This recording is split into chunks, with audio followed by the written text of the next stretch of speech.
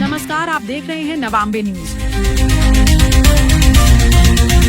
प्रधानमंत्री नरेंद्र मोदी की अपील के बाद सहकारिता और खेल युवा कल्याण मंत्री विश्वास कैलाश सारंग ने बड़ा फैसला लिया कि अब मंत्री विश्वास कैलाश सारंग के साथ नहीं चलेगा गाड़ियों का काफिला। पीएम मोदी का आह्वान अर्थव्यवस्था की सुधारने के लिए है। इस देश के लिए यदि हम कुछ करना चाहते हैं तो हमारा दायित्व है कि पीएम मोदी की सलाह और आह्वान को स्वीकार करें। कार्यकर्ताओं से भी अपील की है कि कम से कम पेट्रोल डीजल का उपयोग करें। ये इस देश के नवनिर्माण के लिए पीएम मोदी का नया प्रयास है। पीएम मोदी ने हमेशा इस देश को खड़ा करने का काम किया। पीएम के नेतृत्व में कोरोना के समय इतने बड़े देश में महामारी से जीतने का काम हुआ। आगे आने वाली पीढ़ी एक विकसित हिंदुस्तान में रहे, स्वावलंबी हिंदुस्तान का निर्माण करे, ये हम सभी का कर्तव्य है। अर्थव्यवस्था को सुदृढ़ करने और हम सबके भविष्य के सुनहरे निर्धारण के लिए किया है। निश्चित रूप से ये हमारा दायित्व है कि यदि हम इस देश के लिए कुछ करना चाहते हैं तो प्रधानमंत्री जी की सलाह को, उनके आह्वान को स्वीकार करें। और इसीलिए हमने भी ये सुनिश्चित किया है कि किसी तरह का काफिला हमारे साथ नहीं चलेगा।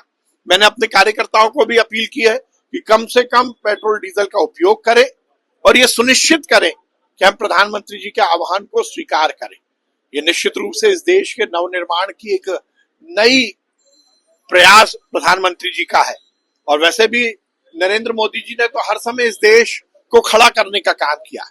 कोविड जैसी महामारी में जब पूरी दुनिया में हाहाकार मचा था, इतने बड़े देश में नरेंद्र मोदी जी के नेतृत्व में सरकार ने अच्छा काम किया और समाज को भी उन्होंने जगाकर उस महामारी से की लड़ाई को जीतने का काम किया।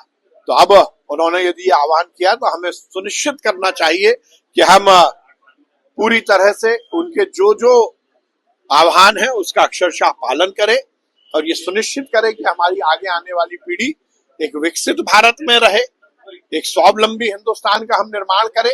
ये हम सबके लिए जरूरी भी है और हमारा कर्तव्य भी। स्टालिन जी कह रहे हैं कि सनातन बांटता देखिए, है। विपक्ष के नेता चाहे वो स्टर्लिंग हो, चाहे स्टर्लिंग नहीं,